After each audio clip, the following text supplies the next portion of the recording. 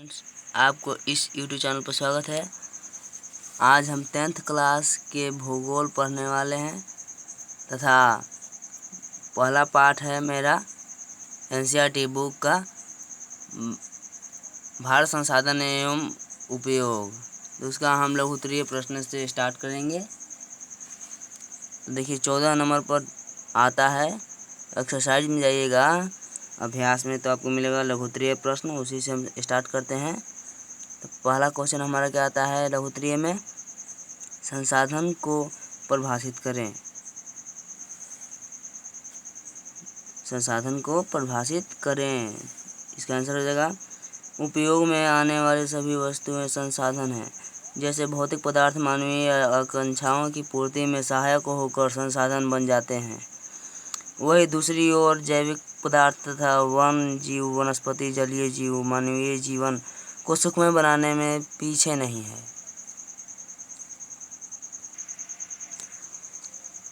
फिर लघुत्तरीय में हमको तो 15 नंबर क्वेश्चन है, संभाव्य और संचित संसाधन में अंतर लिखें।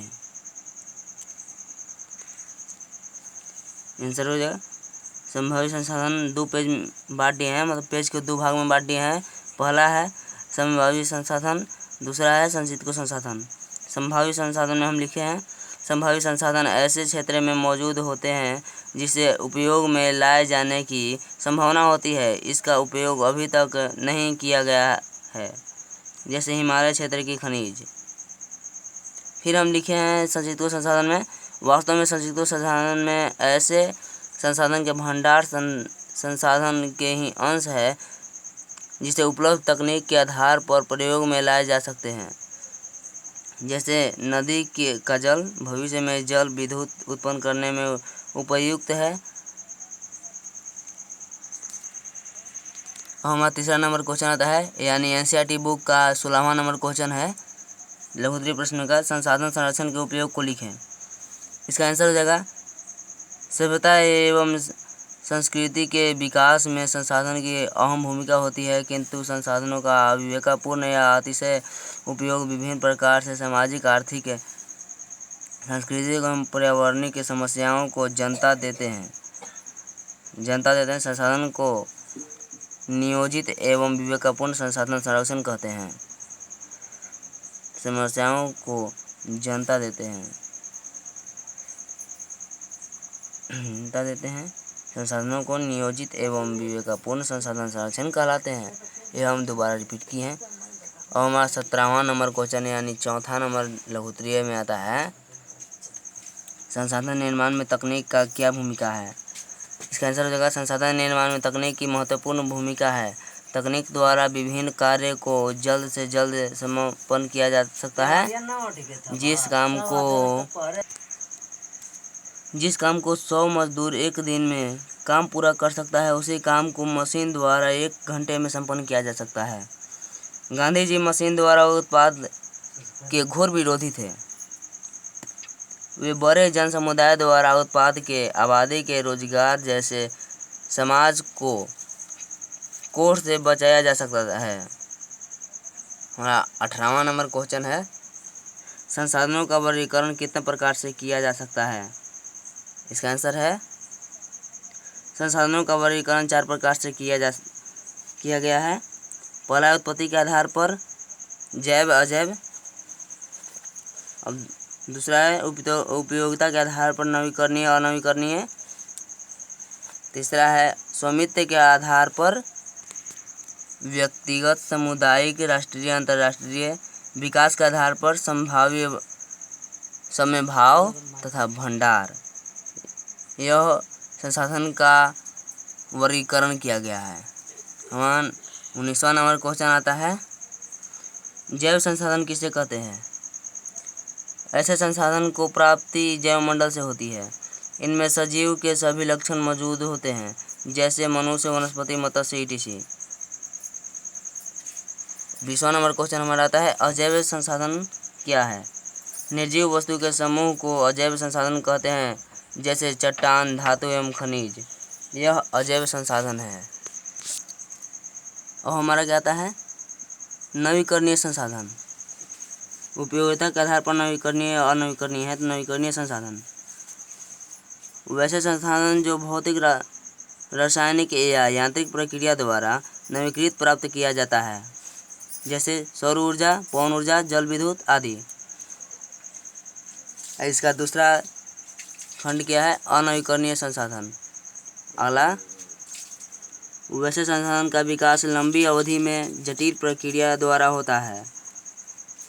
इस प्रक्रिया को पूरा करने में लगभग लाख वर्ष भी लग जाते हैं, जैसे डीजल, पेट्रोल, ये सब है, यह अनवीकरणीय है। 23वां नंबर क्वेश्चन हमारा आता है व्यक्तिगत संसाधन।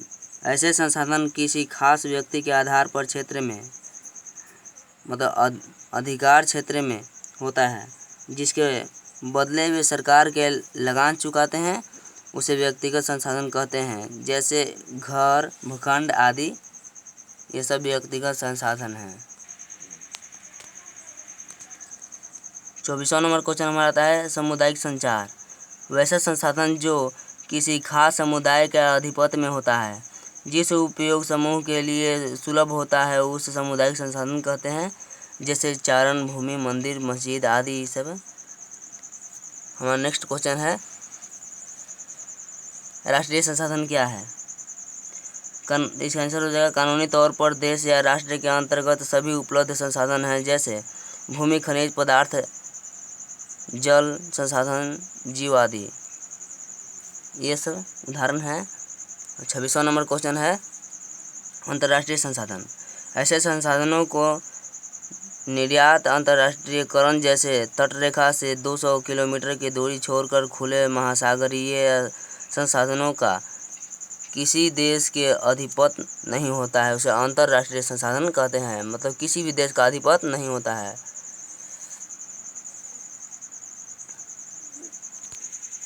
हमारा नेक्स्ट क्वेश्चन है समभावी संसाधन क्या है? समभावी संसाधन क्या है? वैसे संसाधन जो किसी क्षेत्र विशेष में मौजूद होते हैं, जिसे उपयोग में लाए जाने की संभावना होती है, जैसे हिमालय क्षेत्र का खनिज, पवन और सौर ऊर्जा आदि, ये ले जाने की संभावना। नेक्स्ट क्वेश्चन है फिर विकसित संसाधन क्या है? इसका आंसर हो जाएगा वैसे संसाधन जिनका सर्वोच्च प्राप्त उपयोग हेतु मात्रा एवं गुणवत्ता का निर्धारण हो चुका है, उसे विकसित संसाधन कहते हैं। जैसे तकनीक आदि, मशीनें। 29वां नंबर क्वेश्चन है 29वां या नेक्स्ट क्वेश्चन है यह भंडार संसाधन।